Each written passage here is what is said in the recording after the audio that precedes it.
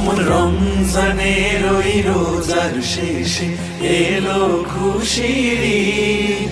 তুই আপনাকে আজ বিলিয়ে দে শোন আসমানি তাগিদ। ওমন রমজানের ওই রোজার শেষে এলো খুশির ঈদ। তুই আপনাকে আজ বিলিয়ে দে শোন আসমানি তাগিদ।